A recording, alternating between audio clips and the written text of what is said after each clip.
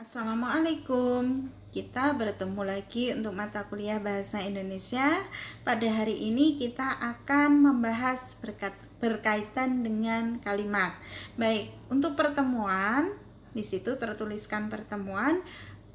Silahkan untuk diabaikan saja karena masing-masing berbeda-beda untuk pertemuannya. Baik, saya langsung saja untuk yang pertama, yaitu berkaitan dengan pengertian kalimat. Nah, untuk kalimat di sini artinya adalah kalimat itu ujaran yang memiliki struktur minimal 2 struktur, yaitu struktur subjek dan struktur predikat.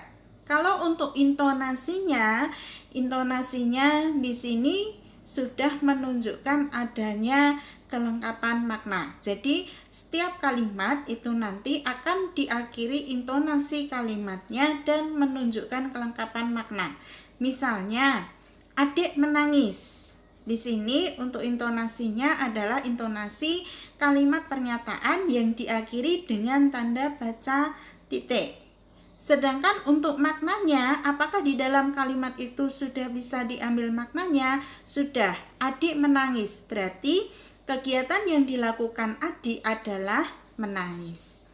Kemudian selanjutnya untuk ketuntasan intonasi ini ditandai dengan tanda baca titik, tanda seru, ataupun tanda tanya.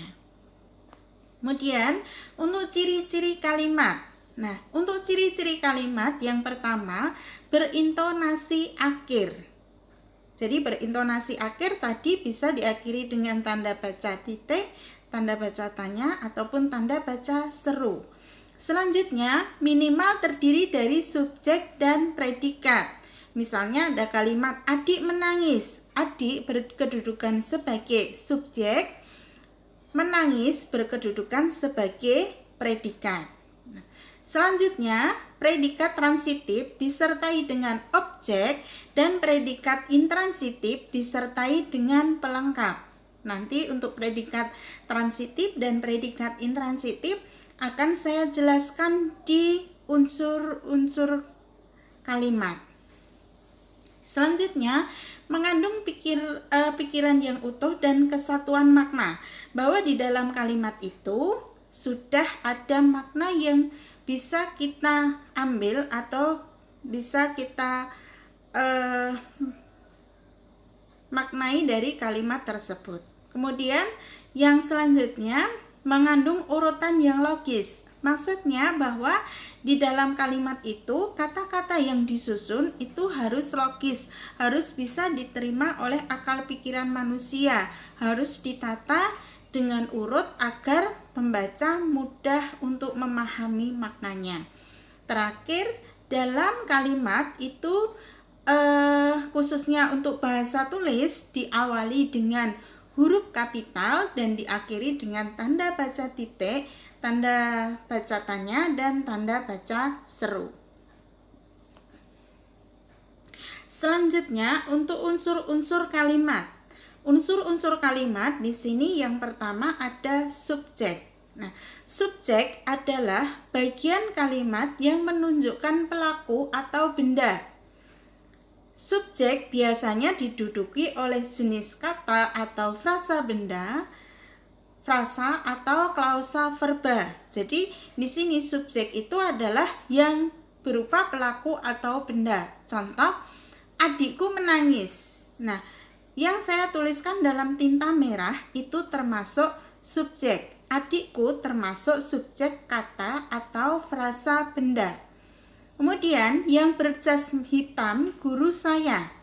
Yang berjas hitam itu termasuk subjek klausa. Mengayuh sepeda menyehatkan badan. Frasa verba. Nah, di sini mengayuh sepeda termasuk subjek frasa verba. Nah, sekarang untuk mencari subjek, jika Anda kesulitan untuk menentukan subjek, maka bisa dicari dengan kata tanya, siapa atau apa yang digabung dengan predikat. Jika jawabannya logis, itulah subjek. Tapi jika jawabannya nanti tidak logis, berarti bukanlah subjek. atau kalimat tersebut tidak memiliki subjek. Contoh, Andika membeli buah. Sekarang untuk mencari subjeknya, maka predikat kita gabung dengan kata tanya siapa atau apa. Nah, kita pakai kata siapa. Siapa yang membeli buah? Jawabannya adalah Andika. Berarti Andika termasuk subjek. HP itu disembunyikan Astri. Nah, dengan kita cari subjek dengan menggunakan kata tanya apa yang digabung dengan predikat. Maka apa yang disembunyikan Astri? Jawabannya adalah HP itu. Maka HP itu berarti subjek. Kemudian terakhir, di sini melayani resep dokter. Jika kita pakai kata tanya apa atau siapa, misalnya siapa yang melayani resep dokter? Di sini tidak logis. Apa yang melayani resep dokter? Tidak logis juga. Maka dalam kalimat tersebut tidak ada subjeknya. Yang kedua, predikat. Nah, untuk predikat adalah bagian yang memberikan informasi tentang apa yang dilakukan subjek atau menyatakan dalam keadaan bagaimana subjek di dalam suatu kalimat. Nah, di sini artinya bahwa predikat itu memberikan informasi apa segala sesuatu yang dilakukan oleh subjek. Predikat juga berfungsi menyatakan sifat, situasi, status, ciri, atau jati diri dari subjek itu sendiri. Predikat dapat berupa kata atau frasa, misalnya verba, adjektiva, numeralia, atau nomina. Contoh, nanti yang saya berikan tinta merah adalah termasuk predikat. Ayam berkokok. Nah, di sini merupakan predikat verba, kata kerja. Anaknya tampan sekali. Nah, tampan sekali ini merupakan predikat adjektiva, yaitu kata sifat. Anissa mahasiswa baru. Mahasiswa baru ini termasuk predikat nomina atau kata benda. Sedangkan rumah Pak Andi 2. 2 di sini merupakan predikat numeralia. Nah, dalam sebuah kalimat bisa juga tidak ada predikatnya. Contohnya, keponakanku yang imut dan lucu itu. Nah, keponakanku di sini merupakan subjek, yang imut dan lucu itu termasuk adalah pelengkap. Jadi di sini tidak ada predikatnya. Rumah kami yang ada di Jalan Samanhudi. Rumah kami yang ada itu termasuk subjek, di Jalan Samanhudi termasuk keterangan. Nah, sekarang untuk perbedaan predikat transitif dan predikat intransitif. Predikat transitif itu adalah predikat yang membutuhkan kehadiran objek. Tetapi untuk predikat intransitif adalah predikat yang tidak membutuhkan objek, tapi dia membutuhkan pelengkap. Nah, dalam predikat transitif nanti dari kalimat aktif bisa berubah menjadi kalimat pasif. Tetapi dalam predikat intransitif dari kalimat aktif tidak bisa diubah menjadi kalimat pasif.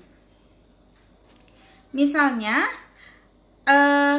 perbedaan untuk predikat transitif ini adalah predikat yang mendapatkan imbuhan memper, memperkan, memperi, dan mekan. Sedangkan untuk predikat intransitif mendapatkan imbuhan verba dasar ber, berkan, ter, ataupun kean. Contoh, Paman memperbaiki mobil di bengkel. Nah, yang saya berikan tinta merah itu adalah predikat. Memperbaiki itu adalah masuk predikat transitif karena mendapatkan awalan mei. Maka mobil itu adalah objek. Anita menaruh buah di kulkas. Menaruh di sini termasuk predikat transitif sehingga kehadirannya membutuhkan objek. maka kata buah itu termasuk objek. Alvaro bermain sepeda. Nah, predikatnya adalah bermain. Mendapatkan awalan ber itu termasuk predikat intransitif.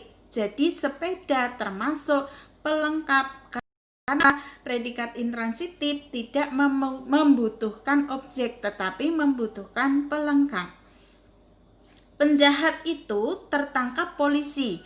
Tertangkap di sini merupakan predikat intransitif karena mendapatkan awalan ter. Maka polisi itu termasuk pelengkap.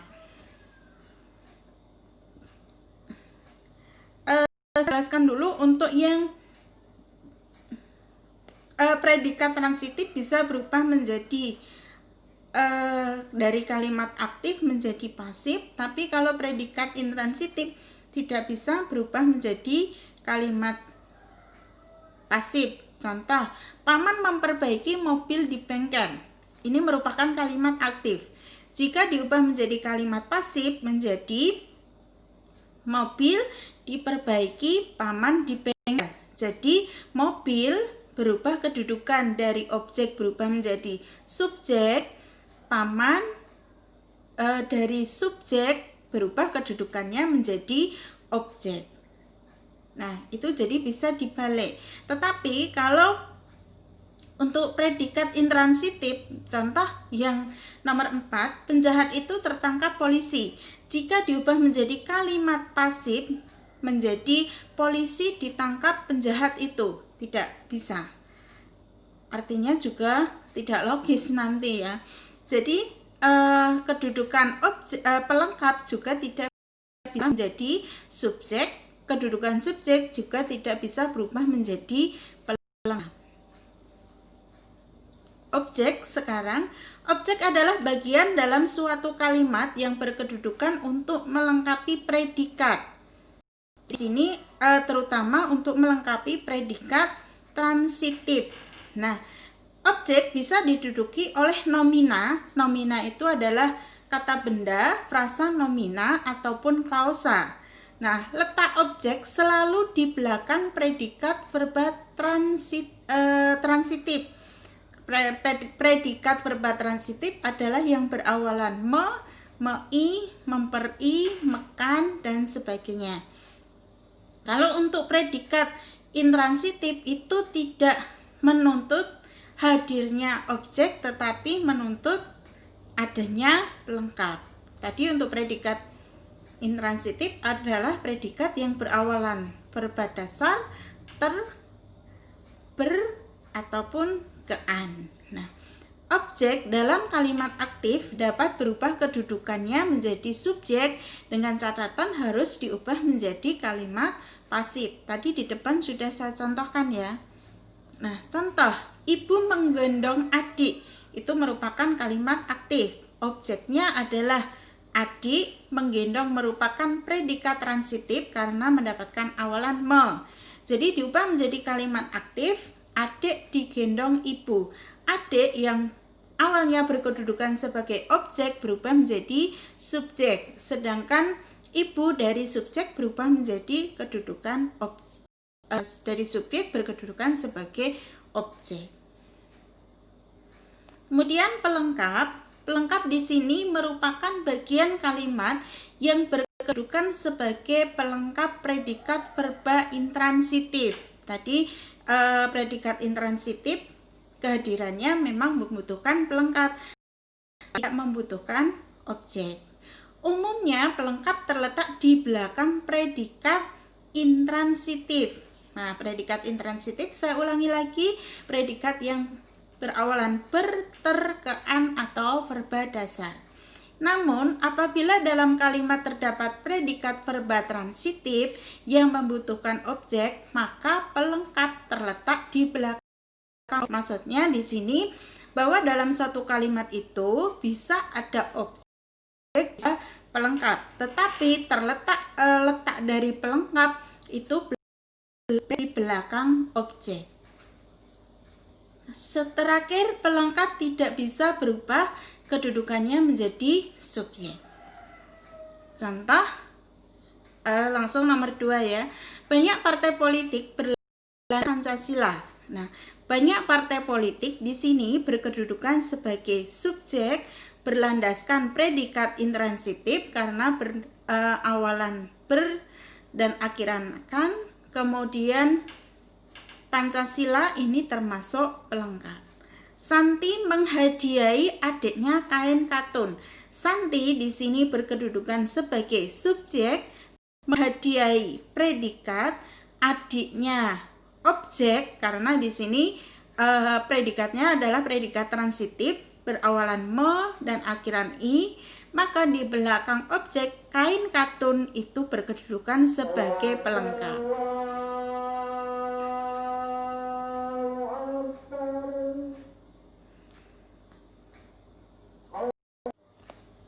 Baik, saya lanjutkan kembali. Saya ulangi lagi untuk contoh pelengkap.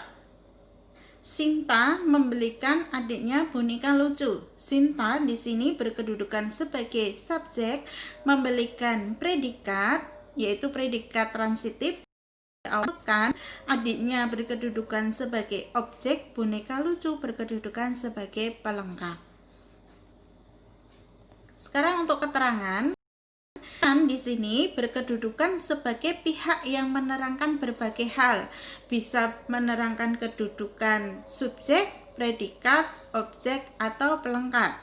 Untuk posisi keterangan sendiri bersifat mana suka, bisa terletak di akhir kalimat, bisa terletak di awal kalimat, atau bisa terletak kalimat di antara subjek dan predikat. Untuk jenis keterangan, ada jenis keterangan tempat, waktu, kemudian alat, tujuan, cara, penyerta, simulatif, dan penyebaban. Nah, nanti bisa dibaca sendiri ya untuk kata penghubungnya. Baik, untuk kalimat, pengertian kalimat, dan unsur-unsur kalimat sampai di sini dulu. Nanti kalau ada yang belum jelas bisa ditanyakan. Baik, terima kasih atas perhatiannya. Selamat wassalamualaikum warahmatullahi wabarakatuh.